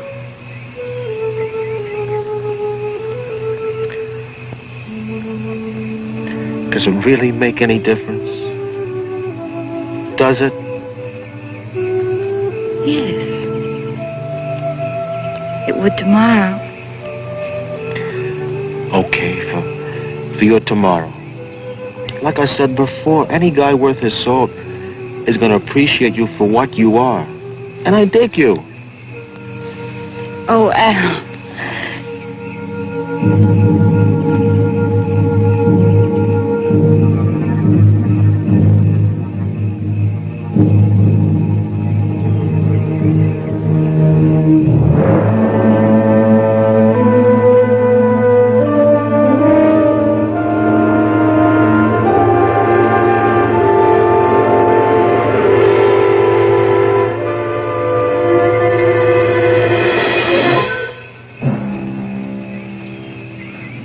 truck's loaded.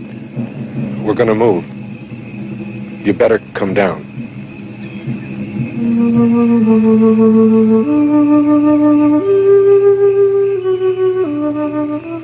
It really doesn't make any difference, does it? No, it doesn't.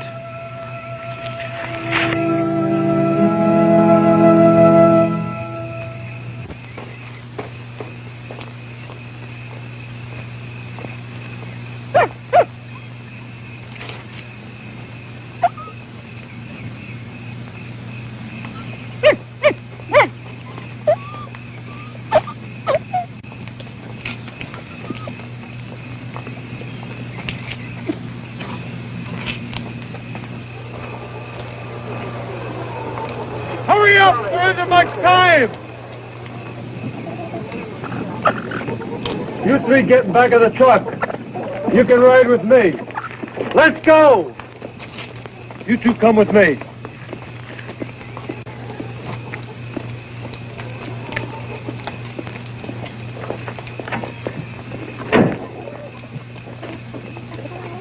Open up, you've got a passenger.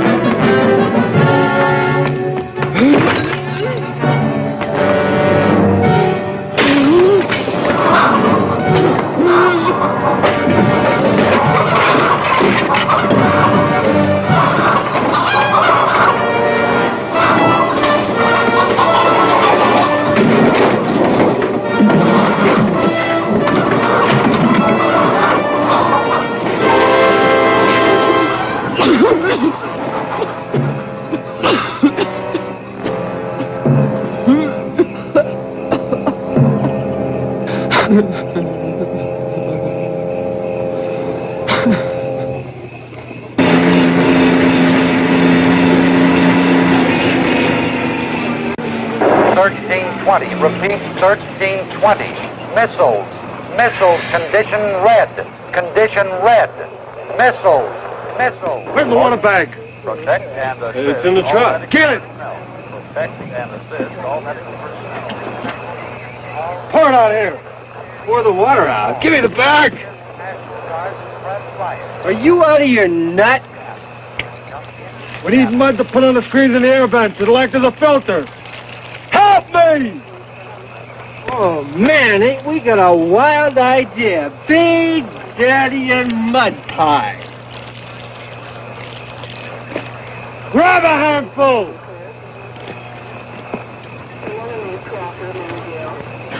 What are we going to do? If we're on ground zero, everything for miles around will be burnt beyond recognition. Well, I've known that all along. It would make more sense asking forgiveness on the ridge than going through all these survival motions. Then why stay? Because Mr. Laws ordered us to.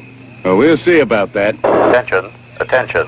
All medical personnel proceed to shelter immediately. Missiles! Missiles! Missiles!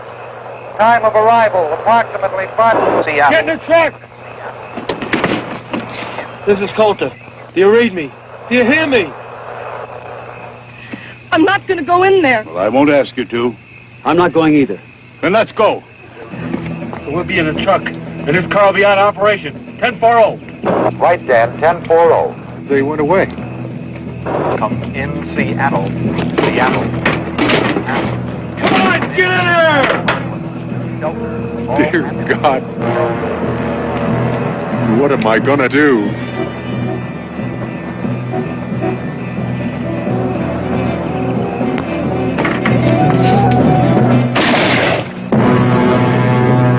Stay inside!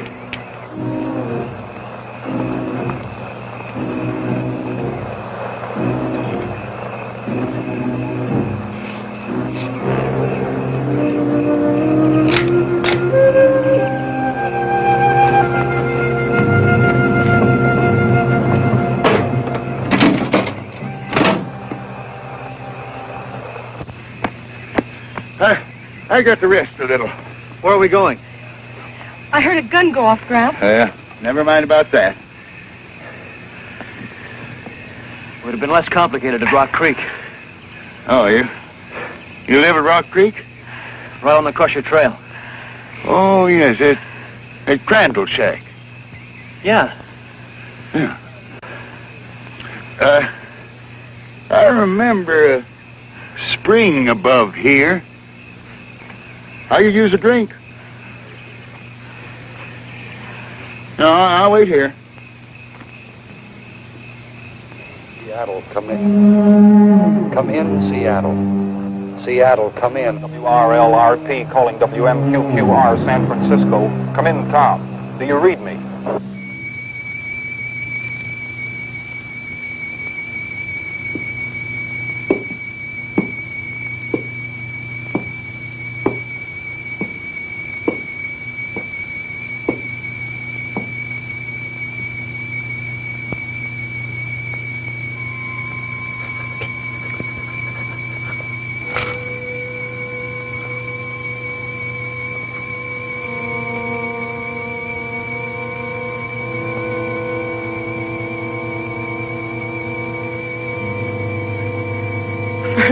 Bunch of sober people, you're a pretty sober group.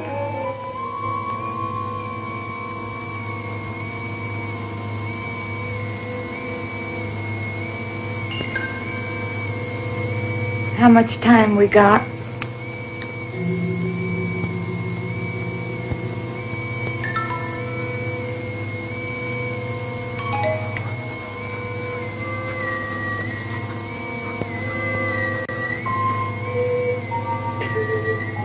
Who would have thought this truck was going to end up as a bomb shelter?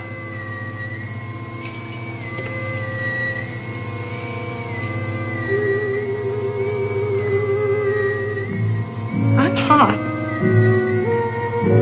Well, aren't you hot, Joe?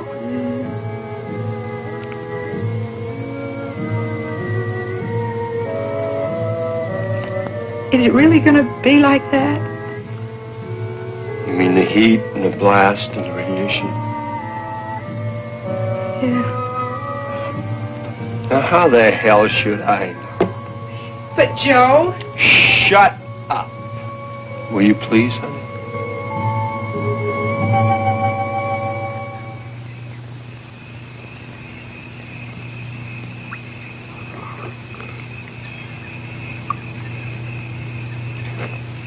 Thanks, Peter.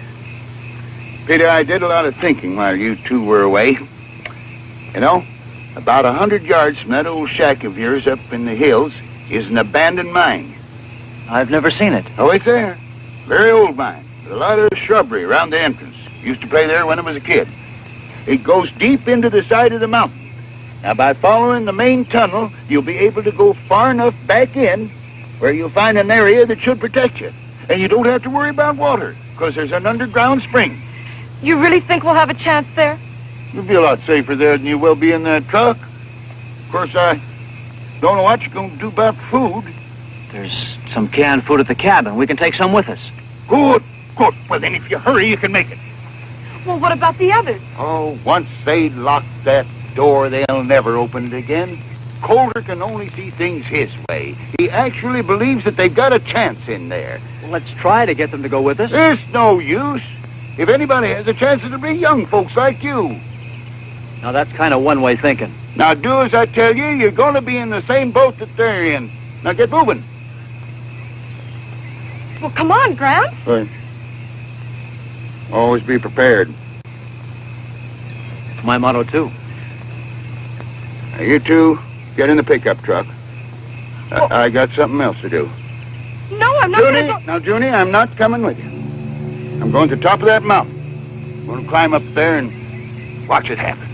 I don't particularly want to be around when this thing's over with. But you two have got to believe that there can be a new beginning.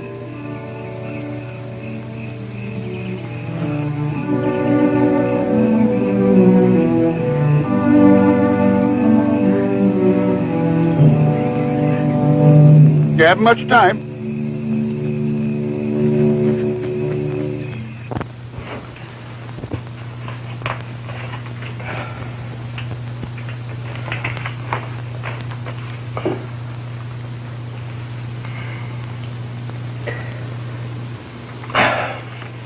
I'll save it till later. You can't smoke in here. I said I'd save it till after. With all this mud packed on the ventilators, we ain't gonna get any air in here. Well, that's the whole idea. The air's going to be full of radiation. We want to keep as much of it out of here as possible. Yeah, that's right.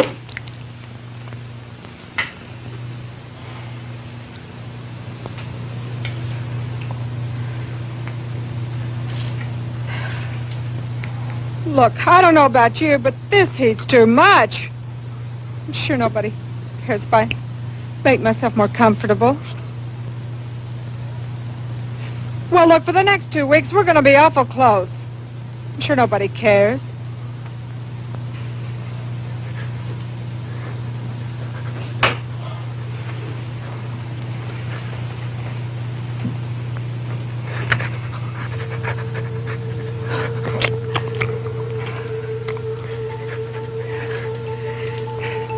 Look, can't we open the doors just a little bit? Get some fresh air. Are you out of your nut? Who knows when this thing is going to go off?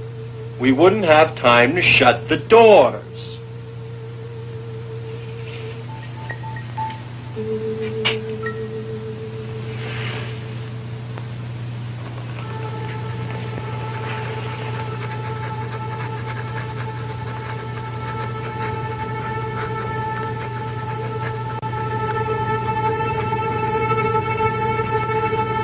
Give me that dog.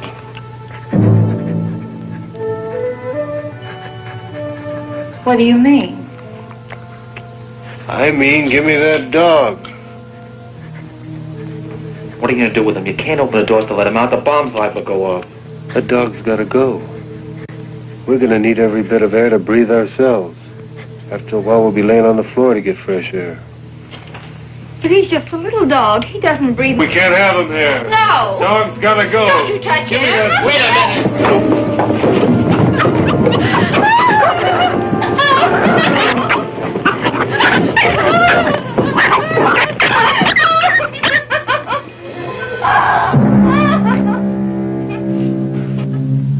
Won't do you any good to cry. It's all over. A little while you'll be thanking me. Get rid of that dog's gonna help an awful lot. Oh, my God.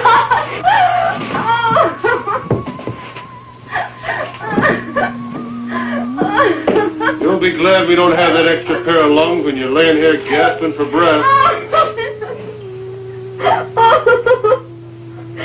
Take it easy, Karen. Shut up. No more talking.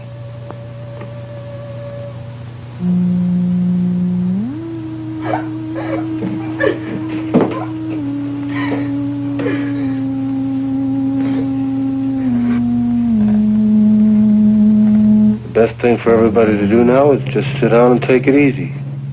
The more you get yourselves worked up, the hotter it's going to get, and the harder it's going to be.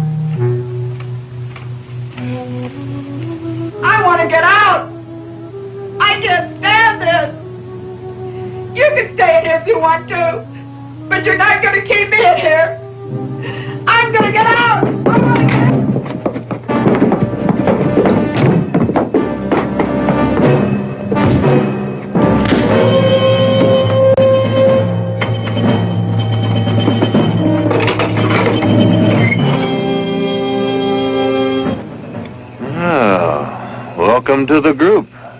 Didn't know there was anybody in the truck till we heard all the ruckus. What do you got in there? All kinds of goodies.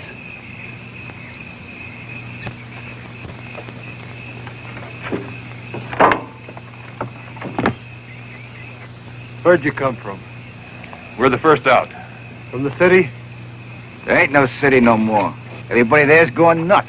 Yeah, the whole warehouse district's on fire. The bomb? Are you kidding? What happened to the law? How come you cats got through? There ain't no law. It's everybody for himself. We are the law as far as we're concerned. Well, I'm the law here. Well, you just go right ahead and be the law. All we want to do is get out of here. Nobody's stopping you. Get going. We need gasoline. There any gas in there? No. Look, all we need is about 10 gallons to get on the other side of the mountains. Take a look. It's the truth. We ain't got any. Where do you think you're gonna go? As far away from here as we can get. You ain't got a chance, man. That blast is gonna cover an area for miles around, and you ain't gonna run fast enough or far enough to get anywhere. Why don't you get in the truck with us? Are you kidding? That flimsy thing will never hold. Even if the blast doesn't cave it in, the heat will burn it to a crisp. You're wrong. Look, man, if we thought we had a chance, we would have fought our way into the subway. There ain't no chance here at all. But we got a chance if we get some gas. All units, take shelter. Take shelter. Missiles coming in. Missiles 3 minutes away. Missiles 3 minutes away. And we got no time to mess around. Well, let's get the hell out of here. There ain't no gas in the bus. Let's try the cop's car. 55 seconds away. Missiles 3 minutes, 50 seconds No away. keys! Take shelter. Take shelter. Missiles, Get him!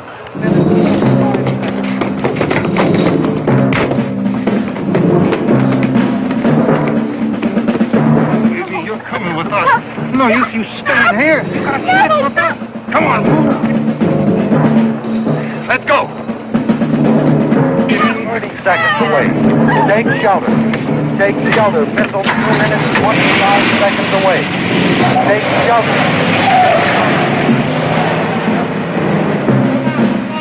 Hey! Take shelter. Missile. Missile 2 minutes, 10 seconds away. Take shelter. Missile 2 minutes, 5 seconds away.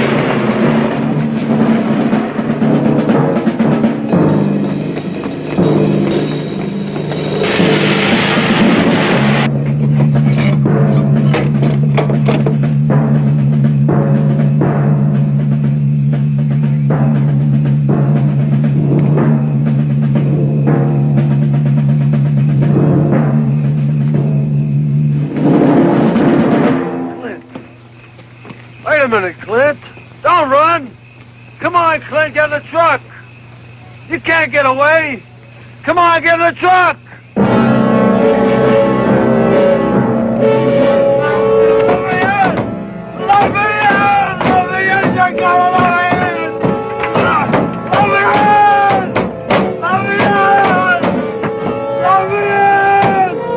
You gotta let me in!